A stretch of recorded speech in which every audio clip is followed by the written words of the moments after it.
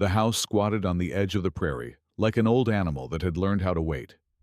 Elias Crow reined his horse to a stop and studied it from the rise. The boards were gray with age, warped like knuckles, the roof sagging in a way that suggested exhaustion more than decay. Wind combed the grass around it, whispering through the tall blades, and the sound carried straight into his chest. He hadn't been back in 12 years, not since the night he buried his father and rode away before dawn, swearing the land would never see him again. Yet, here he was. The deed said the house was his now. The lawyer in Abilene had spoken the words like they were clean and ordinary. Your family home. Elias had nearly laughed. There was nothing clean about that place. Even from a distance it seemed to breathe, slow, patient, aware. He dismounted and tied his horse to the fence post that still leaned at the same crooked angle. The post creaked under the strain, and the sound made Elias flinch. Every noise out here felt louder than it ought to be, as though the land itself were listening for him to make a mistake. He stepped onto the porch. The wood groaned beneath his boots, complaining like it recognized his weight. Elias paused, one hand hovering near the door handle, struck by a sudden, irrational certainty. The house knew he'd come back. Worse, it had been expecting him. He pushed the door open. Dust and cold air spilled out, carrying the smell of old iron, dried sage, and something faintly sweet and rotten beneath it all. The inside looked smaller than he remembered. The walls pressed close, the ceiling beams casting long shadows that seemed to bend when he wasn't looking straight at them. Just a house, he muttered, though the words sounded thin. He set his hat on the peg by the door, his father's old habit, and immediately felt foolish. The peg had been carved with small marks, shallow cuts like tally lines. He didn't remember those. He brushed his thumb over them and felt a strange warmth in the wood, as if it had been touched moments ago. The living room was bare, except for a table and 2 chairs. One chair was upright. The other lay on its side, legs twisted, as though it had fallen during a struggle. Elias felt a tightening in his throat. He had a sudden memory, his father shouting, a crash, his own heart pounding. But the images slipped away before he could grasp them. A sound came from deeper in the house. Not a footstep. Not quite. More like the soft drag of something heavy being pulled across the floor. Elias froze. The sound stopped. He waited, breath held, hand drifting toward the revolver at his hip. The silence stretched, thick and deliberate. Then, from the far end of the hallway, came a slow, deliberate knock. 3 taps, from inside the house. Elias swallowed. "Who's there?" No answer. The hallway was darker than it should have been, the shadows pooling unnaturally at the far end where his father's bedroom used to be. Elias took a step forward, then another, every instinct screaming at him to turn around, to leave the deed on the table and ride until the land forgot his name again. As he passed the wall mirror, he caught a glimpse of himself and stopped. His reflection was smiling, not him. The reflection. Elias stared, heart hammering, and watched as the smile slowly widened, stretching too far, teeth showing in a way no human mouth should. Then the reflection raised its hand and pressed it flat against the glass, exactly where Elias's own hand rested on the wall beside it. The knock came again, closer this time. 3 taps, and the mirror whispered his name. Elias stumbled back from the mirror, nearly tangling his spurs in the fallen chair. The glass went still the moment he broke eye contact. His reflection blank, ordinary, wearing his own frightened face like it had always belonged there. No smile, no hand pressed against the other side, just him. "Hell," he breathed, wiping sweat from his brow with a shaking hand. "You're tired, that's all. Long ride, bad memories." The house did not agree. The air felt thicker now, heavy enough to press against his ears. Somewhere down the hallway, wood creaked. Not from footsteps, but from pressure, as if something had shifted its weight in anticipation. Elias straightened, anger flaring through the fear. He'd stared down stampedes and gunmen. He'd slept under open skies with nothing but a fire and his horse for company. A house, this house, was not going to break him. He drew his revolver anyway. The metal felt reassuringly solid in his hand as he advanced down the hallway. Each step stirred dust that swirled unnaturally long before settling. The walls here bore scratches, long and vertical, too evenly spaced to be accidental. Elias counted them without meaning to. 7. No, 8. One scratch was fresher than the rest. Pale wood peeked through, as though it had been made recently. Elias leaned closer, heart pounding, and saw something lodged in the groove. A fingernail, human, yellowed, split down the middle. Elias recoiled, bile rising in his throat. He recognized that nail. He didn't know how, but he did. A memory tried to surface, clawing its way up from somewhere deep and buried, hands scrabbling at the wall, breath sobbing, his father's voice screaming. A sudden slam echoed behind him. Elias spun, gun raised. The front door had shut, not gently, not from the wind. It had been thrown closed with enough force to rattle the walls. Dust rained down from the ceiling beams, and the house groaned in what sounded disturbingly like satisfaction. "All right," Elias said hoarsely. "All right, I get it. You want me gone." The house answered with silence. Then something laughed. It came from the kitchen, low, wet, wrong. The sound of amusement without breath behind it. Elias advanced slowly, each step deliberate, gun steady despite the tremor in his arms. The doorway to the kitchen yawned open, darker than the hallway, swallowing what little light filtered in through the grime-caked windows. The smell hit him first. Copper, rot, old meat. The kitchen table was set for dinner. 2 plates, 2 forks, 2 cups. One chair stood empty. The other was occupied. Elias's father sat at the head of the table, back straight, hands folded politely in his lap. His skin had gone gray and tight, pulled too snug over his bones, eyes sunken into dark hollows. His mouth hung open in a frozen approximation of surprise, and his chest rose and fell. "Pa," Elias whispered. The corpse's eyes twitched, slowly, painfully. They rolled up to meet Elias's gaze. When his father spoke, his jaw did not move. "You shouldn't have left," the voice said. From the walls, from the floor, from inside Elias's own skull. It got lonely. The corpse stood, bones cracked like breaking branches as it moved, joints bending the wrong way, skin tearing in thin lines that oozed dark fluid. Elias fired without thinking. The shot boomed through the house, deafening, the bullet tearing through his father's shoulder in a spray of blackened flesh. The corpse didn't fall. It tilted its head, curious. "That won't help," it said gently. "This house remembers you." The lights, there had never been lights, flickered. Shadows peeled themselves away from the corners, stretching tall and thin, forming shapes that bent and twitched as though struggling to hold a human outline. Elias backed toward the hallway, heart slamming against his ribs. "How many times?" the house whispered, voices overlapping, dozens of them now. "Did you hear something at night and pretend you didn't?" The shadows took a step forward. Elias turned and ran.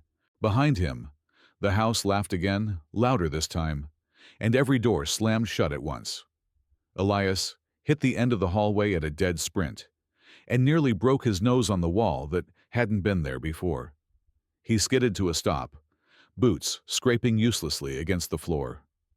The hallway had shortened, compressed like a throat tightening around a swallowed bone. Where his father's bedroom door should have been was nothing but warped planks, seamless and unbroken, as though the room had never existed at all. The house had changed. His breathing came hard and loud, each gasp echoing back at him a second too late. Elias turned in a slow circle, revolver tracking the shadows. The doors he'd passed moments ago were gone, replaced by blank stretches of wall, scarred with old nail holes and deep gouges. Something thumped beneath his feet. Not above, not behind, below. The floorboards shuddered once, then again, like something heavy shifting in the dark crawlspace beneath the house. Dust puffed up through the cracks, carrying with it the smell of damp earth and decay so strong it burned his nose. Elias staggered back, just as one plank bowed upward. A hand punched through the wood. Splinters exploded outward as gray fingers clawed at the edges of the hole. Another hand followed, then an arm, skin sloughing off in strips as it forced itself through. The thing beneath the floor pulled, wood shrieked in protest, and a head emerged, jaw unhinged, mouth packed with dirt and writhing black insects. The face was Elias's, not as he was now, but younger, 17, eyes wide with terror, cheeks hollowed by hunger and fear. "Help me!" the thing begged, voice wet and choking. "You left me here!" Elias screamed and fired twice. The shots blasted chunks of wood and flesh apart, but the thing didn't stop. More hands punched through nearby boards, too many, at impossible angles, reaching, grasping, dragging themselves upward as if the house were vomiting its secrets. "You don't get to wear my face," Elias snarled, fury cutting through the terror. He holstered the gun, grabbed the nearest chair, and brought it down hard on the writhing limbs. The floor collapsed. Elias fell. The world flipped, air tearing from his lungs as he plunged into darkness. He hit hard, shoulder slamming into packed dirt, pain blooming white-hot down his arm. The sound of breaking wood thundered above him, then faded into a thick, suffocating quiet. He lay there gasping, heart hammering, dirt pressed into his mouth. This wasn't the crawlspace he remembered. The ceiling above him was high, too high, arched like the inside of a ribcage. The earth walls were smooth, almost polished, etched with symbols and names carved deep and layered atop one another. Candles burned in niches along the walls, their flames steady despite the lack of air. And bones. Bones everywhere, human and animal mixed together, arranged in deliberate patterns, circles, spirals, crude altars built from femurs and skulls. Elias recognized some of the skulls, men who'd worked the land nearby, drifters who'd passed through and never passed out again. At the center of the chamber was a wide, dark stain, soaked into the ground. A memory hit him like a fist, his father kneeling there, hands red, whispering apologies to something Elias couldn't see. Elias himself standing at the stairs, small and shaking, told to go back to bed, told not to look. The house needed things, his father had said, needed to be fed. A wet sound echoed through the chamber. The stain moved. The ground rippled as something beneath it shifted, stretching upward, forming a shape just under the surface, too large to rise fully, too patient to rush. The candles flared in unison, their flames bending toward the center like they were bowing. "You remember now," the house said, voice low and pleased. "Good. That makes it easier." The stain split open. A mouth formed in the earth itself, lined with broken teeth and packed with soil. It spoke without sound, the words vibrating directly through Elias's bones. "You were born here. You were promised." The walls began to close in, earth grinding against earth, symbols bleeding fresh red as they scraped together. Elias pushed himself to his feet, ignoring the pain, scanning the chamber for a way out. There was one passage he didn't remember carving. It led deeper. And something down there was breathing.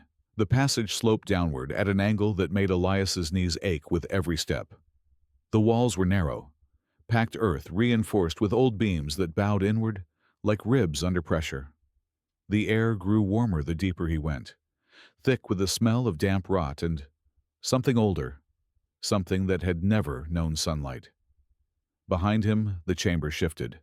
Stone scraped against bone.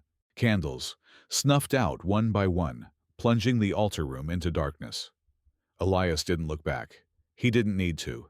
He could feel the house's attention sliding after him, curious now, no longer playful. The breathing came again, slow, deep, wet. It echoed through the tunnel. Impossible to tell how far away it was. Each inhale dragged like a weight being pulled across mud. Each exhale shuddered, almost pleased. Elias's hand brushed something carved into the wall. He struck a match, the sulfur sting sharp in his nose, and held the flame close. Names. Dozens of them. No, hundreds. Some deeply etched, others barely scratched, overlapping in frantic layers. Some he recognized from headstones in the nearby hills. Some were half erased, their letters worn smooth by time, or by hands desperate enough to try to claw their way out. One name stopped him cold. Elias Crow. Not his father's hand. This carving was older, deeper, made long before he'd ever learned to write. His match guttered and went out. The breathing stopped. Silence slammed down so hard it made his ears ring. Then something whispered from just ahead of him. Son. Elias raised the revolver again, heart trying to tear free from his ribs. The tunnel widened into a natural cavern, the ceiling disappearing into darkness above. Pale light pulsed faintly from the center, rhythmic and slow, like a heartbeat. At the center of the cavern stood a shape Elias couldn't understand all at once.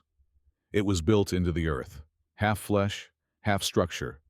Roots, no veins, ran from it into the surrounding stone, pulsing with dull red light.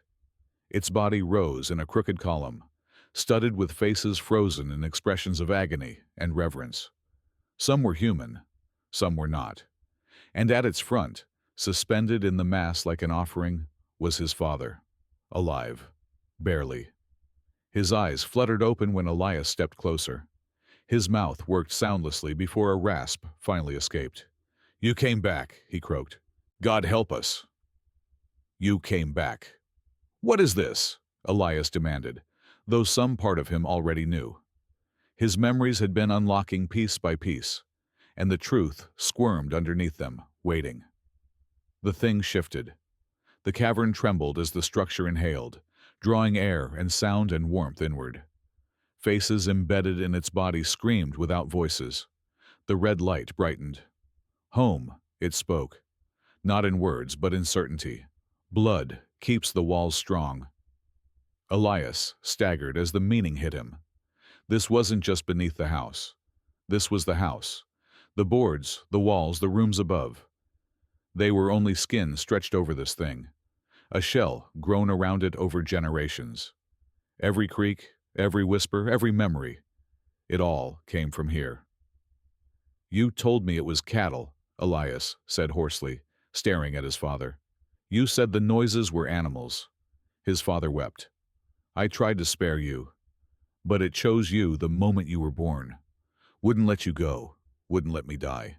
The thing's veins pulsed faster. "He left," it intoned. The debt remained. The cavern walls began to bleed. Thin cracks split the stone, leaking dark fluid that pooled at Elias's boots. The passage behind him collapsed with a thunderous roar, sealing him in. Above, the house groaned as though stretching after a long sleep. Elias backed away, gun useless now, every instinct screaming that this place was not meant for men to stand in and argue with. "What do you want?" he shouted.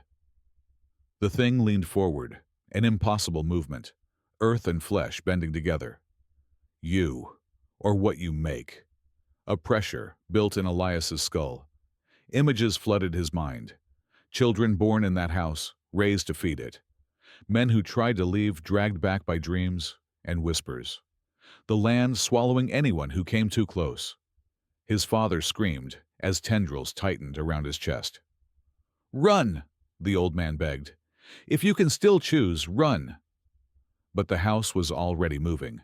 Roots burst from the cavern floor, racing toward Elias, and above him he heard the unmistakable sound of floorboards being torn apart.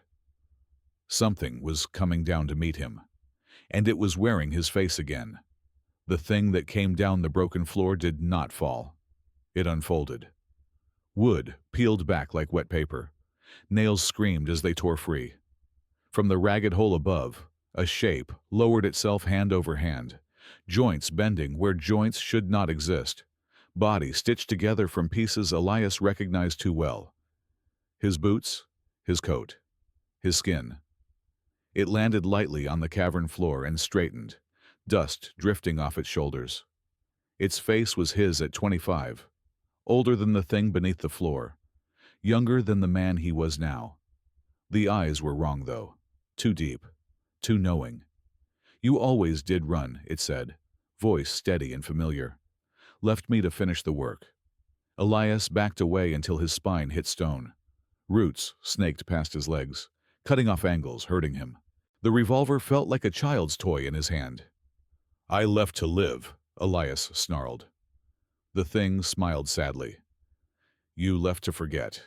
Behind it, the great body of the house pulsed, veins brightening as if in anticipation.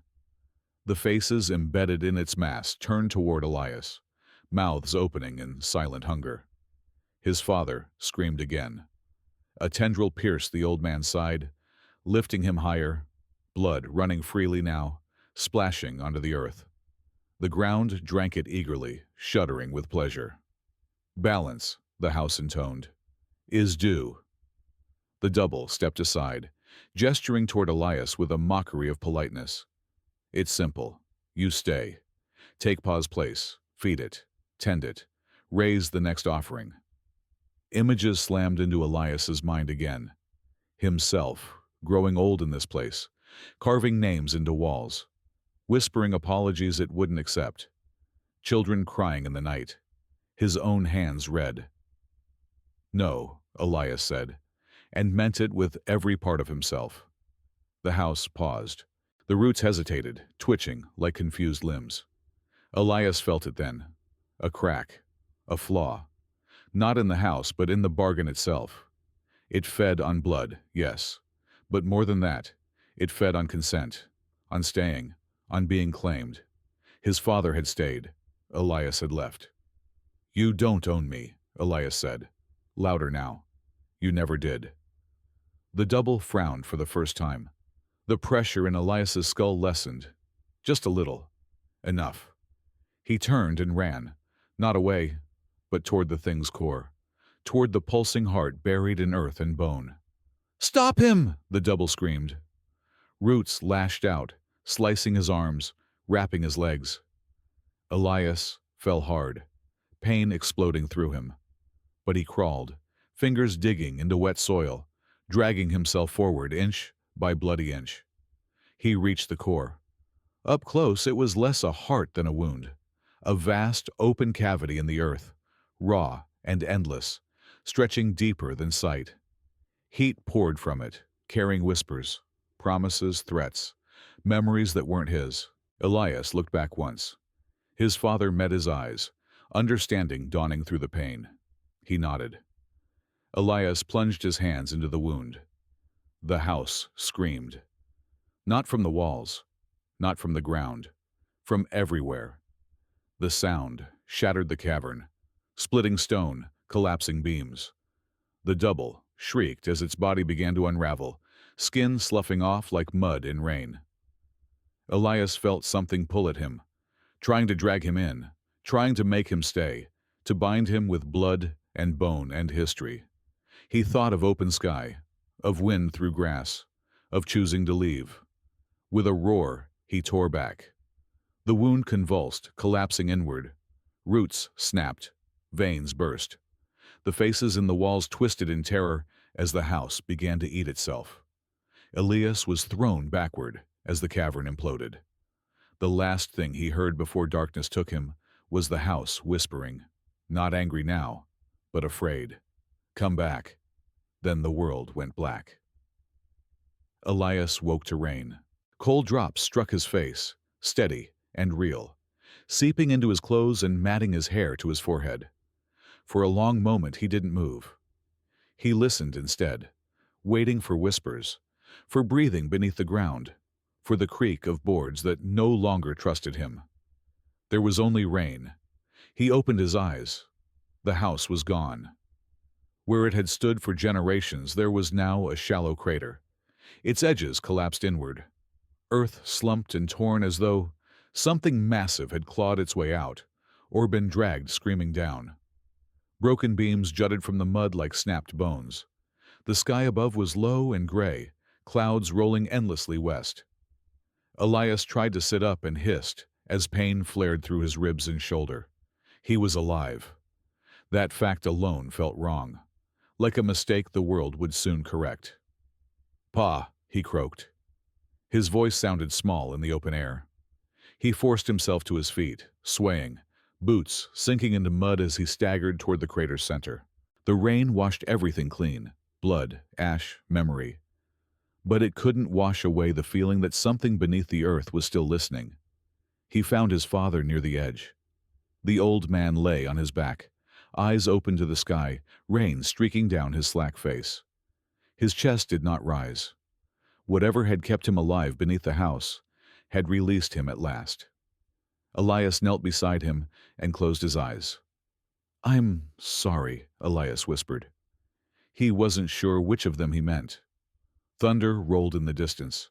Elias stayed there a long time, rain soaking through him, until the sky began to lighten and the ache in his body settled into something dull and manageable.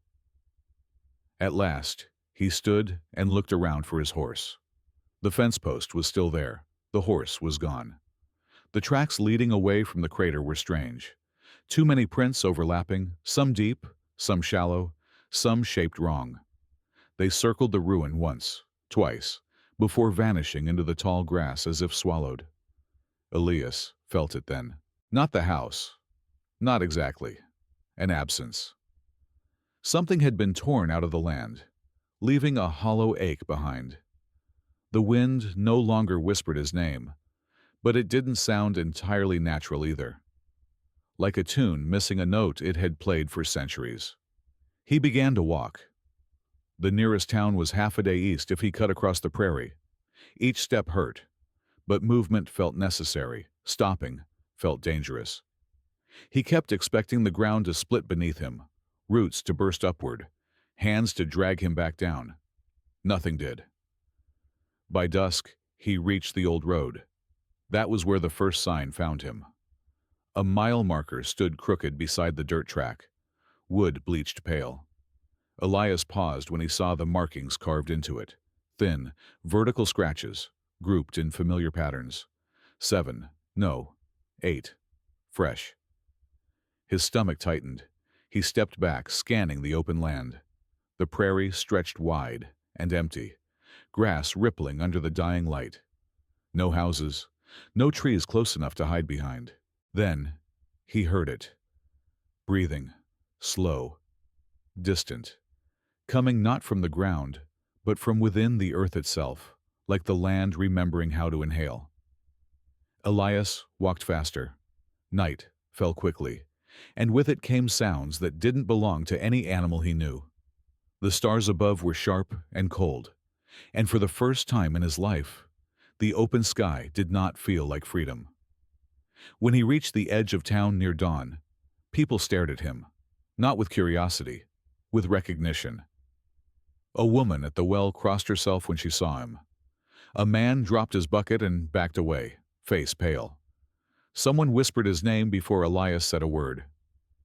"You're not supposed to be walking," the sheriff said quietly, hand resting on his holster.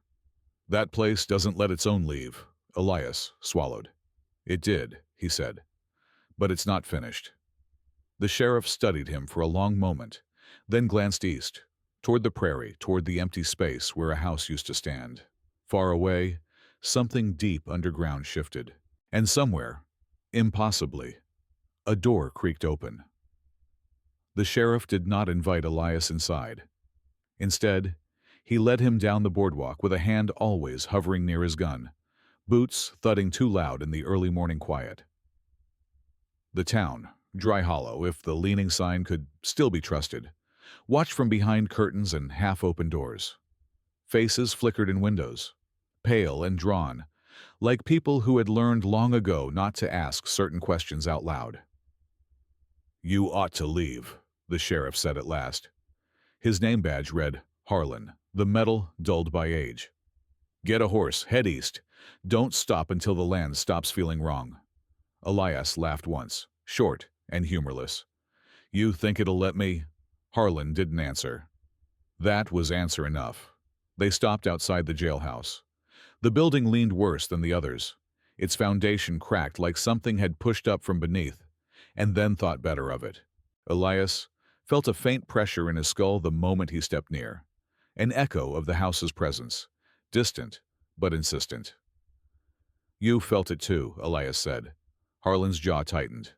"Every damn night." Inside, the air was stale and cold. 2 cells stood empty. The third was not. A man sat on the bench, head bowed, hat clutched in trembling hands. Mud caked his boots. His clothes were torn, as though he'd fought the land itself and lost. When he looked up, Elias's blood ran cold. The man had his face. Not exactly, not stitched or wrong like the double, but close enough to make his stomach twist. Same eyes, same scar along the jaw. Older, though, worn down, hollowed out. "You finally did it," the man said softly. "You broke the house." Elias gripped the bars. "Who the hell are you?" The man smiled without humor. "I'm you. Or what's left when you stay." Harlan stepped back, crossing himself again. "He came out of the ground at dawn," the sheriff muttered. "Just walked up the road, said your name." The man in the cell nodded. "When you ran, something had to keep the debt. The house doesn't disappear, it moves, it spreads, it finds cracks." A distant rumble rolled beneath the town, too deep to be thunder. Elias felt it in his bones. "You think destroying the heart was enough?" the man continued. "That was just one mouth, one nest. This land learned to feed a long time ago." The jailhouse shuddered. Dust fell from the rafters. Somewhere beneath Dry Hollow, something vast shifted its weight. Elias straightened, resolve hardening through the fear. "Then it ends here." The other Elias laughed, a dry, broken sound. "That's what I said." Outside, the ground split with a sharp crack. Someone screamed. And from the street came the sound of wood creaking, slow, patient, familiar, as a house began to grow where no house had ever stood before. The scream outside cut short, snapping off like a rope pulled tight and severed. Elias spun toward the door as the jailhouse lurched again, boards groaning in protest. Dust poured down in choking clouds. The sound from the street wasn't just creaking now, it was assembling, wood dragging across dirt, nails driving themselves home with sharp, rhythmic cracks. Tap, tap, tap. The same 3 knocks the old house used to make. Harlan drew his gun with shaking hands. "That's not possible," he whispered. "There ain't lumber within 10 miles. The other Elias stood, gripping the bars, eyes bright with something like grim satisfaction. "It doesn't need lumber. It remembers shapes. It remembers how." Elias bolted outside. The street had split open down the center, a jagged seam running from the well to the far end of town. From that wound in the earth rose blackened beams, wet with soil, twisting together as if grown rather than built. Boards knitted themselves into walls, warped and gray, forming a structure that pulled at Elias's chest like a hook in meat. A house, not the house, but close enough to make his vision swim. Townsfolk scattered, shouting prayers, dragging children behind them. One man tripped and fell too close to the rising walls. A shadow peeled away from the half-formed doorway and reached for him. Elias fired. The bullet tore through the shadow, which recoiled with a shriek that rattled windows. The man scrambled away, sobbing, leaving Elias alone in the street with the thing that wore his past like a blueprint. "You see," the other Elias called from behind him, "it doesn't need you to agree anymore. You taught it how to grow without permission."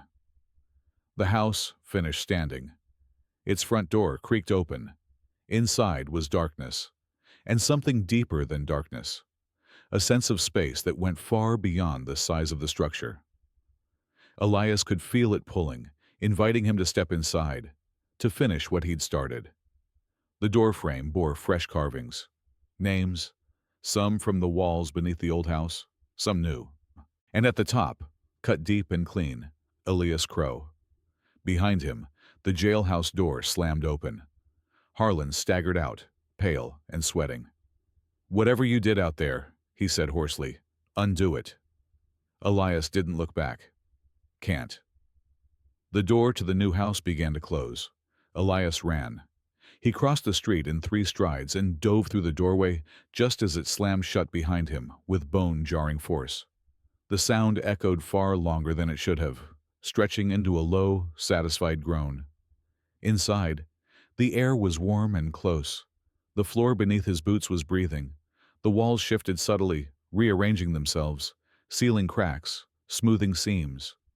The house was learning faster this time. No hesitation, no patience. Just hunger refined by experience. "You came back," the house said, its voice steadier now, more confident. "Good." Elias raised his revolver, though he knew it was useless here. "I didn't come to stay." The hallway ahead stretched, lengthening as he walked, doors budding from the walls like growths.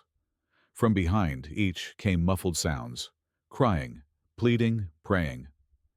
The house wasn't just feeding on blood anymore. It was feeding on fear. Elias clenched his jaw and moved forward anyway. If this thing had learned from him, then maybe it had learned his weaknesses too.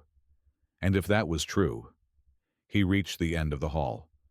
There was a mirror there, and this time, the reflection did not smile. It looked afraid. Elias stopped inches from the glass. His reflection stared back at him, wide-eyed, breathing hard, hat crooked from the fall. But something was wrong in a way that made his skin crawl. The reflection lagged just a fraction of a second behind his movements, like it was thinking before it copied him. "You're afraid," Elias said softly. The reflection swallowed. That alone told him everything. Behind the mirror, the house shifted. He felt it, not with his ears but in his bones. The walls tightened, listening. It had grown bold, but it had also grown careless, like a predator that had fed too long without resistance. "You learned from me," Elias said. "From my blood, my memories." The reflection nodded, almost imperceptibly. "And that means you learned something else too," Elias went on. "You learned how to doubt." The mirror cracked. A thin fracture ran from top to bottom, branching like a lightning strike. The house groaned, low and warning. Doors down the hallway slammed shut in rapid succession, panic bleeding into the rhythm. The reflection raised its hands, not pressing against the glass this time, but pulling away from it. "Don't," it whispered. "If you break it, it won't know where you end." Elias smiled grimly. "That's the idea." He drew the butt of his revolver back and smashed it into the mirror. Glass exploded outward in a shriek of breaking symmetry. Shards flew like razors, slicing Elias's cheek, his forearm, embedding in the walls. The house screamed, not in rage but in sudden, disoriented pain. The hallway twisted. Gravity lurched sideways as the floor slanted, trying to throw him off balance. Elias slammed a shoulder into the wall and kept his feet, blood slicking his palm as he pushed forward. Behind the broken mirror was not a wall. It was a room, a wide, circular chamber, its floor marked with the same symbols he'd seen beneath the old house, except these were unfinished, bleeding into one another, rushed. At the center stood something new and fragile, a core still forming, pulsing weakly, wrapped in half-grown veins. The heart, not the heart, but the next one. Elias staggered toward it as the house convulsed. Cracks split the ceiling. Shadows tore free from the walls and lunged at him, shrieking. Half-formed things, stitched together from fear and memory. He fired, not to kill, but to distract. Each shot echoed wrong, the sound bending and folding back on itself. He reached the core and pressed his bloodied hand against it. It recoiled. Hot, slick, afraid. "You rushed," Elias growled. You tried to replace what you lost without understanding it. The house panicked. The walls bulged inward. The floor bucked. The symbols ignited, glowing red as if trying to finish themselves all at once. Outside, Elias could hear the town.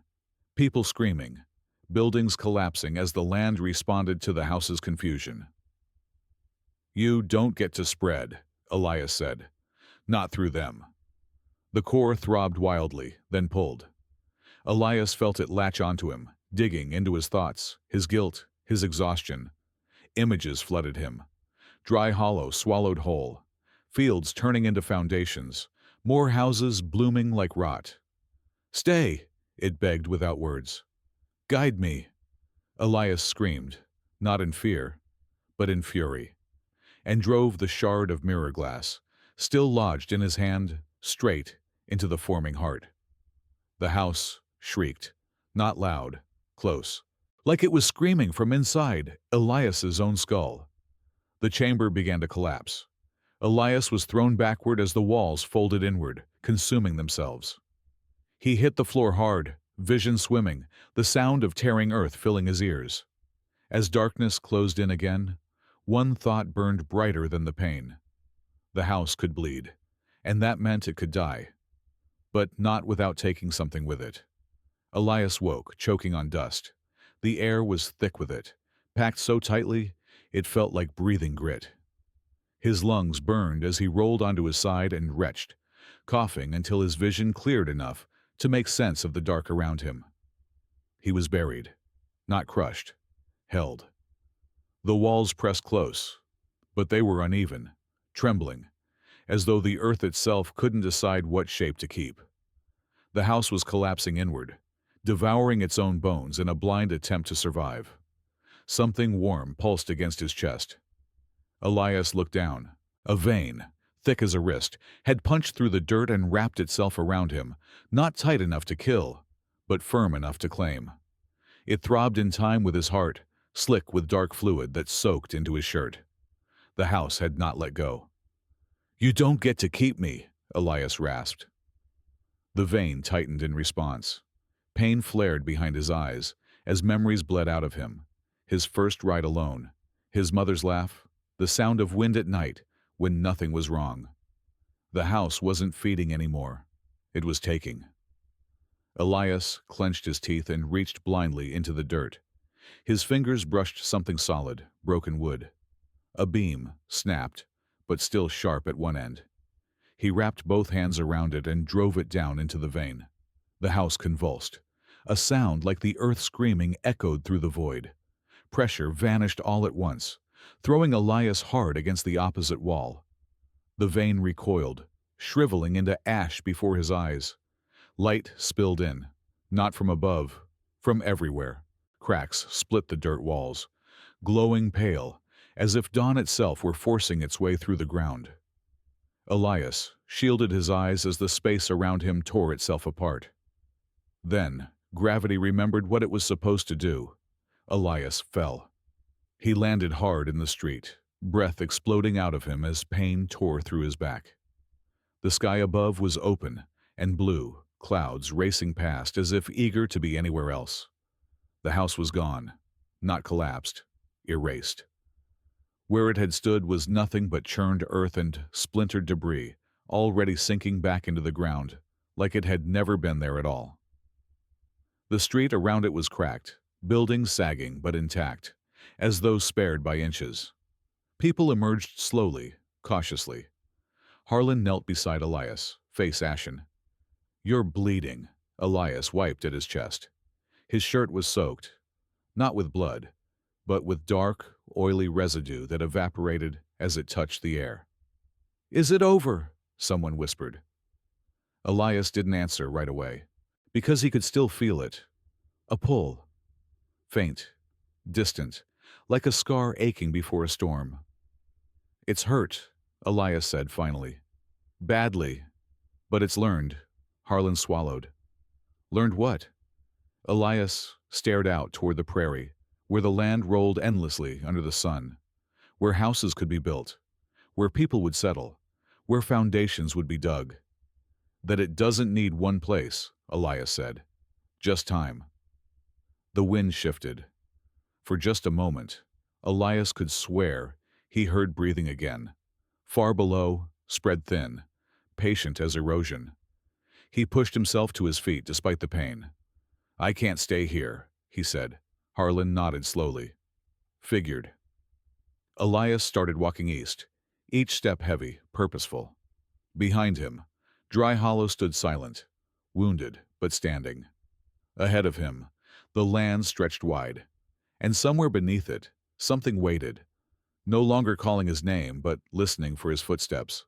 Elias didn't stop walking until the town was a smudge behind him, and the land opened wide enough to swallow the memory of buildings altogether. He traveled light. A borrowed horse, a canteen, a bedroll. No papers, no deeds, no proof he'd ever belonged anywhere. The farther east he rode, the less people asked his name, and the better he slept for it. But sleep never lasted. The dreams always found him. In them, he stood on open ground while unseen hands measured distances, counted steps, marked corners. Stakes were driven into the earth with dull, rhythmic thuds, and no matter how far he walked, the sound followed. Always building, always preparing. He learned the signs: grass that grew too straight, soil that stayed warm at night, wells that echoed longer than they should. Whenever he found them, Elias moved on. Months passed, then years. Stories began to circulate ahead of him, half-remembered rumors carried by drovers and drunks, of houses that made men disappear, of towns where the ground sometimes breathed, of a cowboy who showed up just before things went wrong, warned people away, then vanished before dawn. Some called him a prophet, some called him cursed. Most didn't believe it all. Until the night he reached Redwater Crossing. It was barely a settlement. 6 buildings, 1 saloon, and a church still smelling of fresh-cut wood. Elias felt it the moment he rode in. The pull was faint, almost polite, like a hand resting lightly between his shoulders. Here, it suggested. He dismounted slowly. The church's foundation stones were wrong, not cracked, arranged, set in a pattern that made his teeth ache. Someone had started digging too deep, too eagerly. The preacher greeted him with a smile that didn't reach his eyes. You look tired, friend. Elias studied him, listened past the words. You should stop building, Elias said. The preacher laughed. We just got started. That night, the bell rang by itself. Once, twice, 3 times. By morning, the ground beneath the church had sunk 6 inches. People argued, rationalized, blamed bad soil.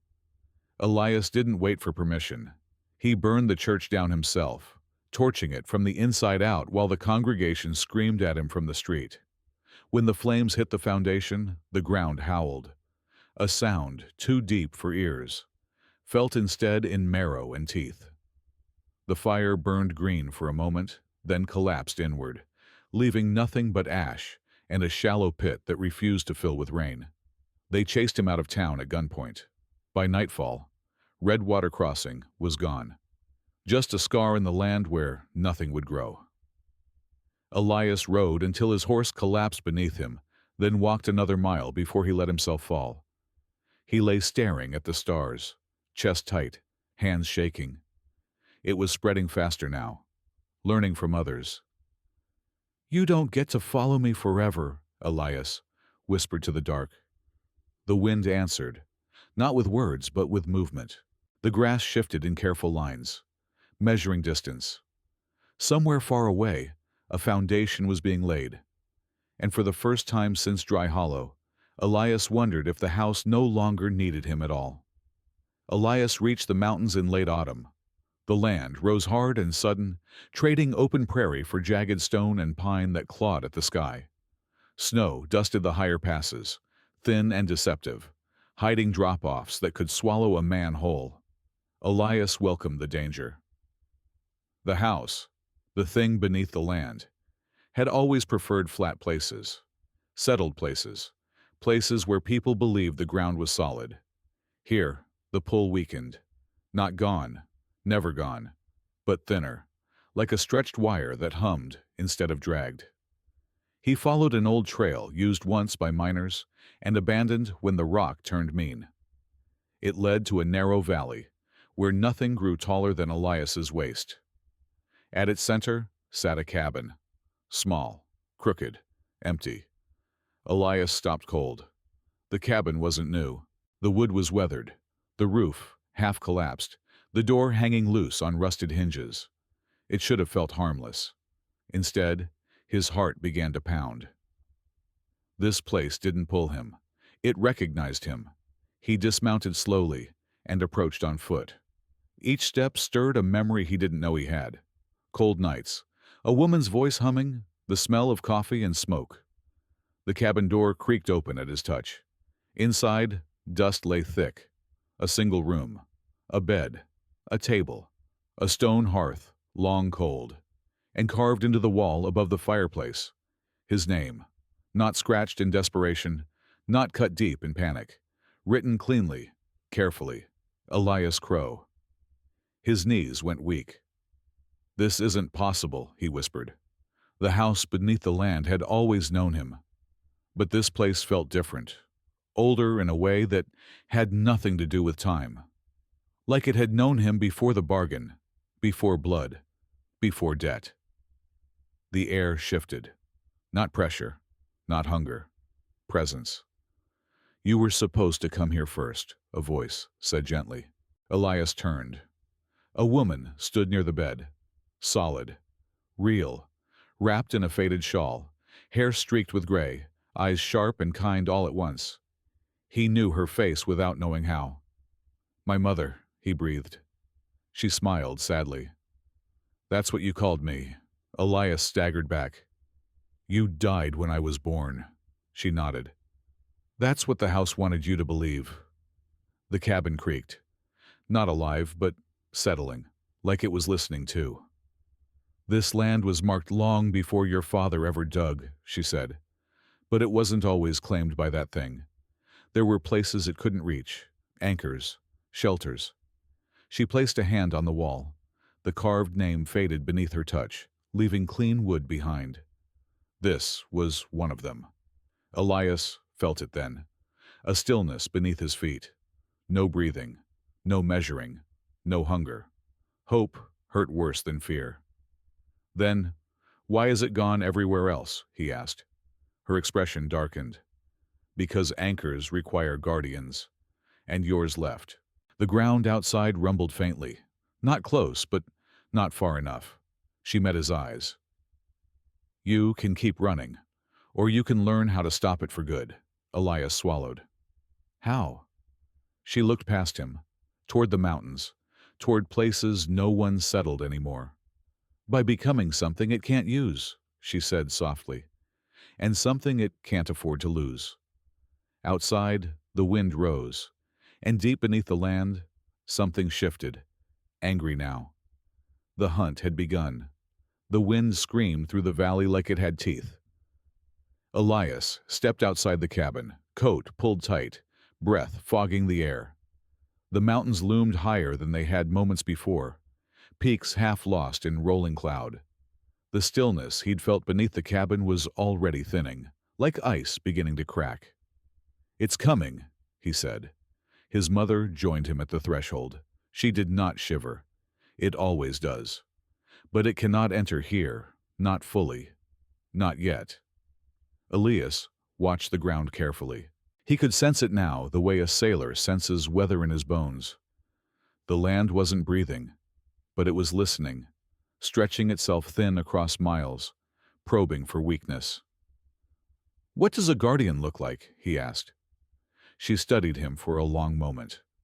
"Not what you think." She led him behind the cabin to a narrow cleft in the rock face, almost hidden by scrub pine. Cold air spilled from it, carrying the smell of old stone and something sharp beneath. Iron, maybe, or memory. "This valley was carved around a fault," she said. "Not just in the earth. In the rules. Inside the cleft, The stone opened into a cavern etched with symbols older than the ones beneath the house, simpler, cleaner, carved with patience instead of hunger. At the center stood a circle of standing stones, each no taller than a man, each humming faintly when Elias stepped close. "These aren't prisons," his mother said. "They're refusals." Elias frowned. "Refusals to what?" "To be claimed." The ground trembled outside. A low, distant sound rolled through the mountains. Not thunder, but movement. The thing beneath the land was shifting its mass, drawing closer, concentrating. "It learned to spread," Elias said, "to grow without asking." "Yes," she replied, "but it still must replace what it loses." "That is its weakness." She placed her hand on Elias's chest, right over his heart. The touch burned, not painfully, but sharply, like stepping into cold water. "You broke one of its cores," she said.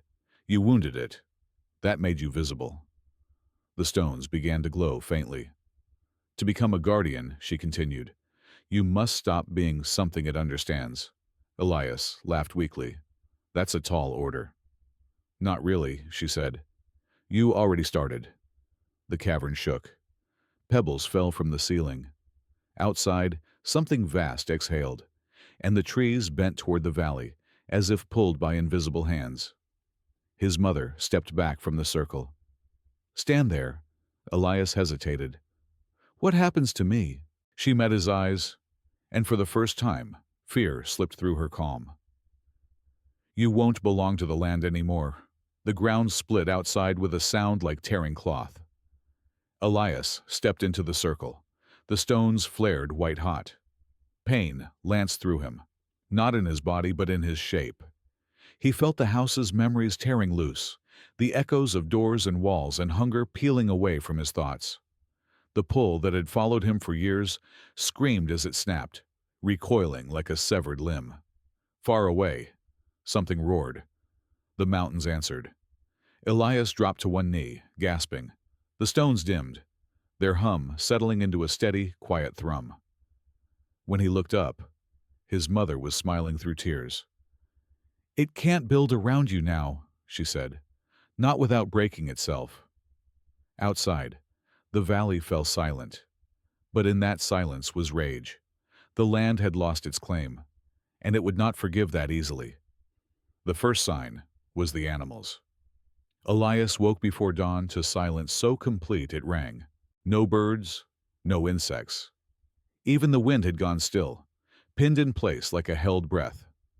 He rose from the cabin bed and stepped outside just in time to see a mule deer at the edge of the valley. It stood rigid, eyes wide, sides heaving. Then the ground beneath it opened. Not split, unfolded, like a mouth remembering how to smile. The deer vanished without a sound. The earth smoothed itself over a heartbeat later, leaving only disturbed soil and a faint, dark seep that sank quickly away. The thing beneath the land had learned something new. It couldn't build around Elias anymore, but it could still hunt. "It's starving," his mother said behind him. Elias didn't turn. Starving things get desperate. By midday, the valley was ringed, not by houses, by shapes. The ground beyond the standing stones bulged and rose in places, forming crude mockeries of structures. Half-walls, door frames leading nowhere, staircases that sank back into dirt. The land tried again and again to remember how to make a home, and failed each time.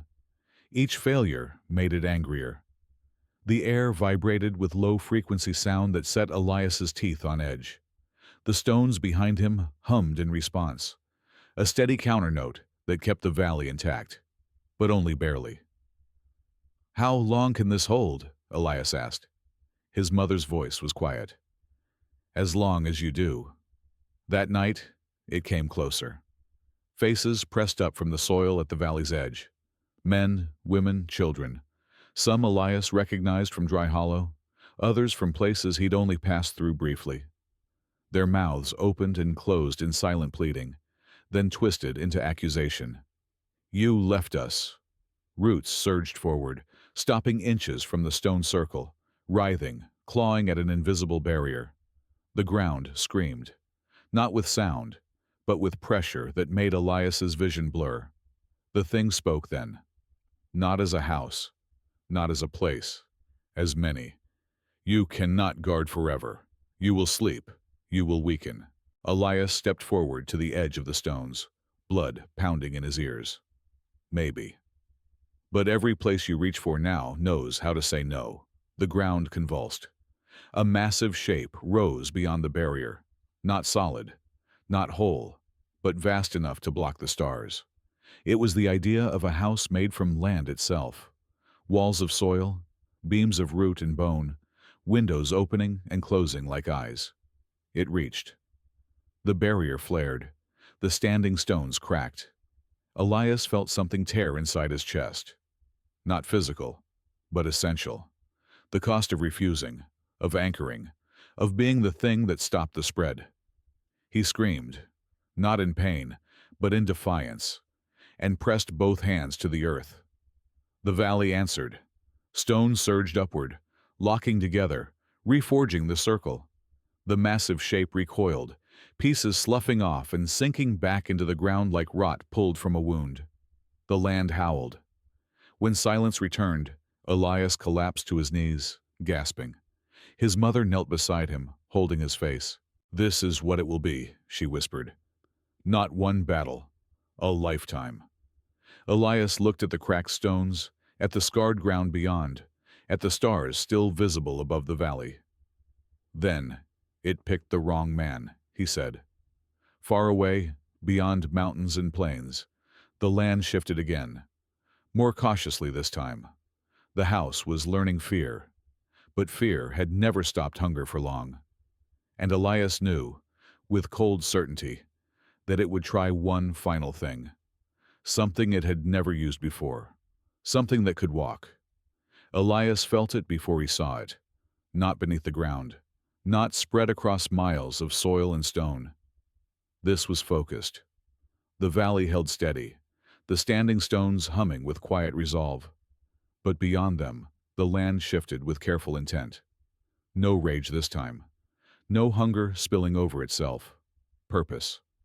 At dawn, a figure walked out of the trees. He moved like a man, slow, deliberate, boots crunching on frost. But the ground did not part for him. It did not swallow him or reach up in greeting. It behaved. That terrified Elias more than anything that had come before.